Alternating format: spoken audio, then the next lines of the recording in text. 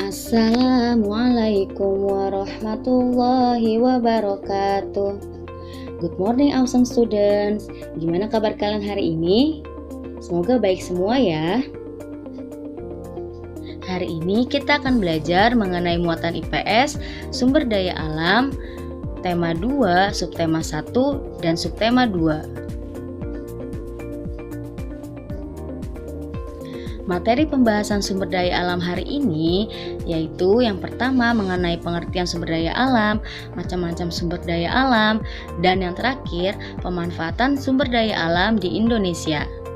Kita mulai yuk. Teman-teman, kalian tahu nggak sih gambar pemandangan ini ada di mana? Iya, betul sekali teman-teman. Itu semua ada di Indonesia loh teman-teman. Indonesia terkenal di berbagai negara karena keindahan alam dan keanekaragaman sumber daya alamnya. Contohnya seperti pantai, pegunungan, dan lain-lain. Untuk itu, yuk kita pelajari apa saja sih sumber daya alam yang ada di Indonesia. Sumber daya alam adalah segala sesuatu yang berasal dari alam yang dapat digunakan oleh manusia. Sumber daya alam sendiri dibagi menjadi beberapa bagian. Berdasarkan sifatnya, ada sumber daya alam yang dapat diperbaharui dan sumber daya alam yang tidak dapat diperbaharui. Sedangkan berdasarkan jenisnya, ada sumber daya alam hayati dan non-hayati. Dikatakan sumber daya alam yang dapat diperbaharui karena persediaannya akan terus tersedia dan dapat dikelola serta dilestarikan untuk diperbanyak jumlahnya.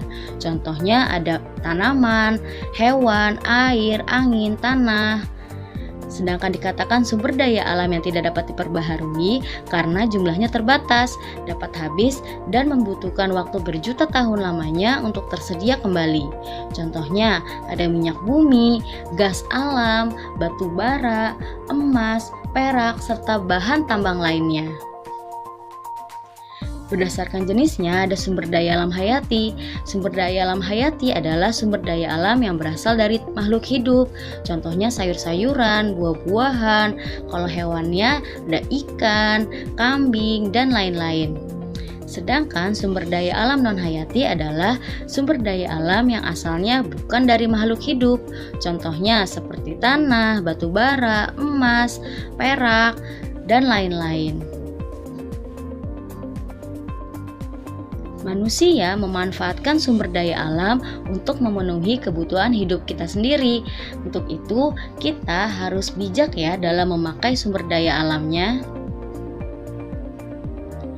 Contoh pemanfaatan sumber daya alam yang dapat diperbaharui, yang pertama dari hewan dan tumbuhan, dimanfaatkan untuk sumber makanan, pemanfaatan tenaga hewan untuk bertani, untuk berkuda, serta untuk dari tumbuhan untuk obat-obatan dan bumbu masakan.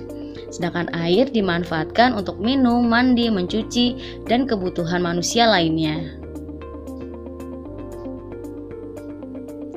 Udara dimanfaatkan untuk bernafas, tanah dimanfaatkan untuk bercocok tanam dan membangun tempat tinggal. Matahari dimanfaatkan manusia untuk menjemur pakaian, sumber tenaga listrik, dan fotosintesis untuk tumbuhan.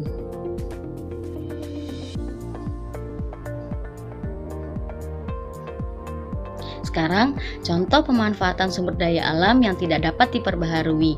Yang pertama dari minyak bumi dan olahannya. Ada aftur untuk bahan bakar pesawat, bensin untuk bahan bakar mobil atau motor, minyak tanah sebagai bahan baku lampu minyak, aspal sebagai bahan baku pembuat jalan raya.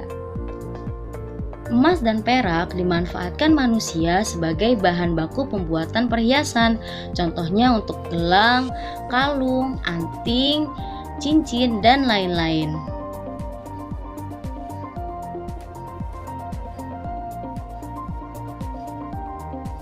Besi dimanfaatkan oleh manusia sebagai kerangka kendaraan, bahan pembuatan perlengkapan rumah tangga, serta sebagai bahan konstruksi baja.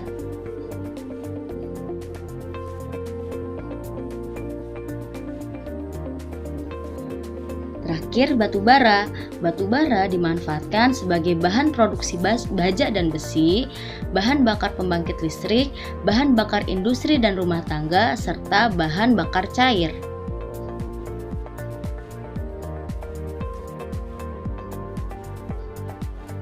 Nah, kesimpulan yang bisa kita ambil dari pelajaran hari ini, negara kita ternyata memiliki sumber daya alam yang sangat banyak dan sangat berlimpah. Untuk itu, kita sebagai manusia wajib memanfaatkannya serta melestarikan sumber daya alam tersebut agar kita tetap bisa memanfaatkannya dalam jangka waktu yang sangat lama. Oke teman-teman, demikian pembelajaran hari ini. Semoga teman-teman bisa memahami pelajaran hari ini ya. Terima kasih sudah menyaksikan video ini dari awal hingga akhir. Ustazah akhiri, wassalamualaikum warahmatullahi wabarakatuh.